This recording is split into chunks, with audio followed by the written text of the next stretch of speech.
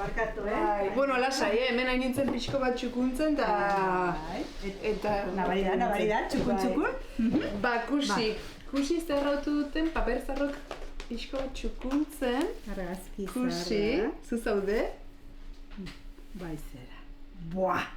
Uste dut argazki honek 31 urte, edo 30 bat, edo hor nonbait izanen ditula. Bai, zaten alda. Bai, nabari da. Gazteago nintzela. Ze kusi hau ere, bai. Bai. Hau, Josemi. Honek, 35 urte izanen ditu argazki honek. 35 urte, minio ez da posible ez? Ikak 31 urte baldin batu, urte hurrena da ez? Bai, ikak 31 urte bete ditu, baina lehenagotikan duela 41 urte ja hemengo euskaltegia gau eskolak ja sortua ziren gure euskaldean. Bai. Azen bat oroitzapen, betxo. Hau izanen da, egataldearen argazkia. Bai, horitzen naiz. Alfabetatzetan dira.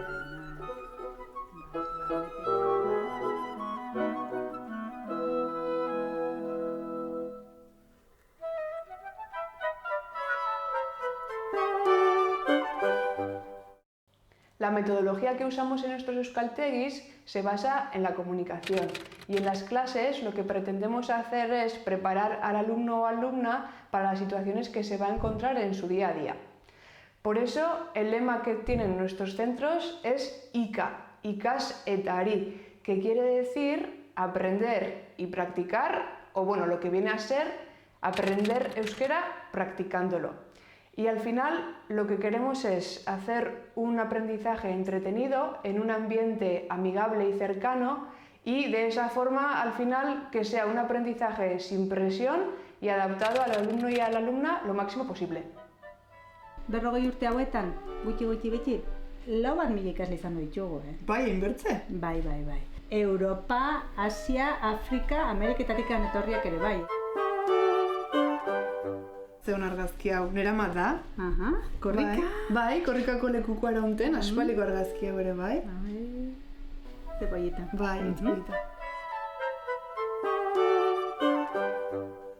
En los euskaltegis de Malerreka y Bortziri trabajamos con grupos pequeños y eso no es más que una ventaja. ¿Por qué? Porque nos permite adaptar nuestra tarea docente a las necesidades específicas de cada alumno o cada alumna. ¿Y cómo lo hacemos? Pues haciendo clases tanto presenciales u online. Vemos que hay distintas necesidades, desde el que necesita un perfil lingüístico para su trabajo, desde el que ha venido de otras culturas y quiere integrarse en nuestra comunidad, otros simplemente pues tienen un cariño hacia la lengua y lo quieren aprender sí o sí, y de alguna forma respondemos a todas esas necesidades.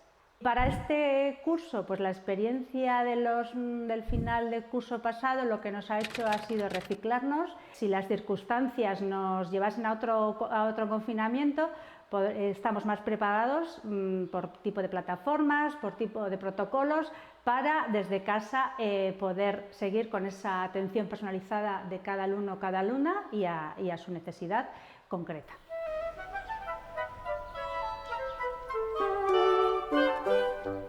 Anima zaitez! Ez zara da mutuko.